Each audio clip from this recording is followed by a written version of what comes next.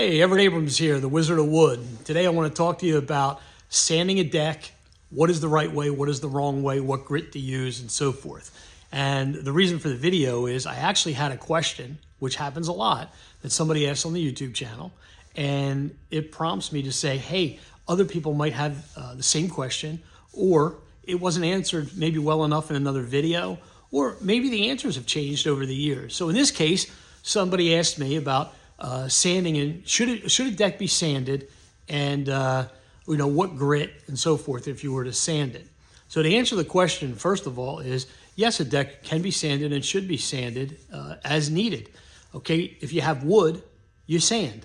So one of the main reasons we sand a deck is because there's leftover stain, which might need to be removed. It could be where the umbrella stand was or the table were, the mat. It could be up close to the house where it doesn't wear as much, to try to even the deck out before we restain it. So sanding is a common thing.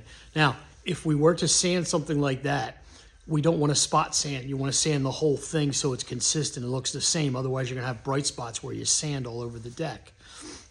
Okay, then the next thing is, why are you sanding? And this is important because that'll determine the grit you're going to use. If we're going to strip stain off or take some stain off of the wood, then we're probably going to use, depending on the coating, solid or a seal or whatever it is, and we're going to use probably 20 or 36 grit for pine. And the question was asked about pressure-treated pine specifically, but I'm going to go into all woods.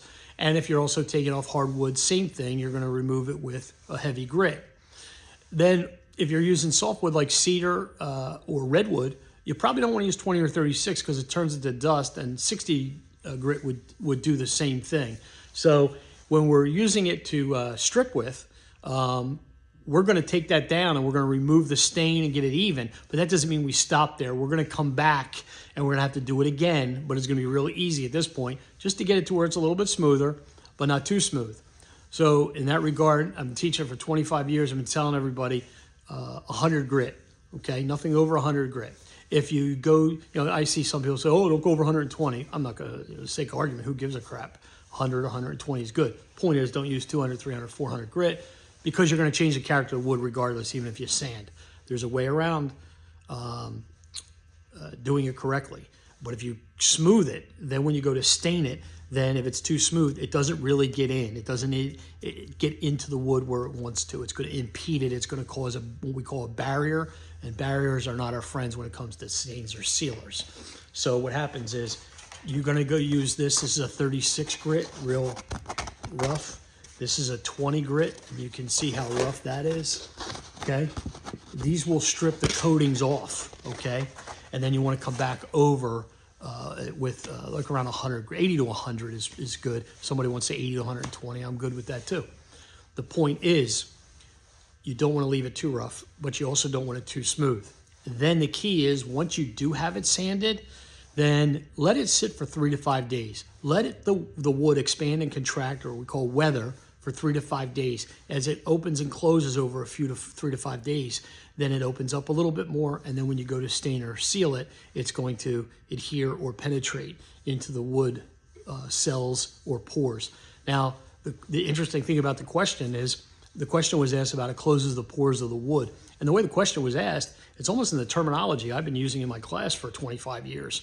So it does close the pores or the cells of the wood, but it doesn't close to the point where you don't stain or seal it, and you don't not sand. Sand is part of the prep, and it's a key part of the prep. Because a lot of people just think that you're pressure washing or whatever you're doing to prep the wood, and that should be like the magic pill and it does everything. No, you still have to sand or address any issues like I addressed earlier in the video when the wood is dry again. I've had some people say, don't use a pressure washer on wood, and all you should do is sand. Well, if you did that every time, eventually you're going to hit nails and screws. Those nails and screws are a problem for sanders, floor sanders, because they'll rip that $10 plus or minus piece of sandpaper and cost you a lot of money. So you're either going to have to set nails or screws below the surface before you go ahead and sand. Now, like I said, eventually you're going to get down to where you're hitting those if you just sand it every time and you didn't use a pressure washer or another way to lightly clean the wood before you sealed or stained it. Other people go the other way, like in this question, and said you shouldn't sand the deck. really what it comes down to is these are all tools in our arsenal. People say don't use a pressure washer because a pressure washer causes damage. That's not true. A pressure washer does not cause damage. It can't cause damage. It's the operator who causes the damage with the tool. Now, you could cause damage with a hammer. Is anybody saying don't use a hammer? Because hammers leave hammer marks if you try to pop the nails back in instead of a punch and a hammer or a tool that would pop those nails back in. But nobody says don't use a hammer. They say don't use a pressure washer because it's either an agenda, they don't know any better, they're trying to sell some other whatever. But these are all tools in our arsenal. You use correctly, they work well. Same thing with the sanders. You just have to know when to use the sander, what you're using it for, what grit to use and to when, and how much has to be sanded and so forth. It's all in the expertise, the knowledge, and the learning. So to recap, if we're going to sand a deck, we're probably going to use, if we're removing anything with stain on it, it's probably 20 to 36 on things like pressure treated pine, which was specifically asked about the question. Come back over with 100 grit and you're ready to go. Let it sit 3 to 5 days. Then if you're doing cedar, redwood, or something really soft, or the wood starts to really fuzz up or just turn to dust, then go to 60, but you'll still come back with 100 grit or argument sake 120. Let it sit the 3 to 5 days, stain and seal. You'll be good. I'm Everett Abrams, the Wizard of Wood. Hopefully this explains better how to sand a deck, what grit to use, and if you have any questions, leave them for me below, and I'll be happy to answer them for you. Have a great day. Thank you for watching.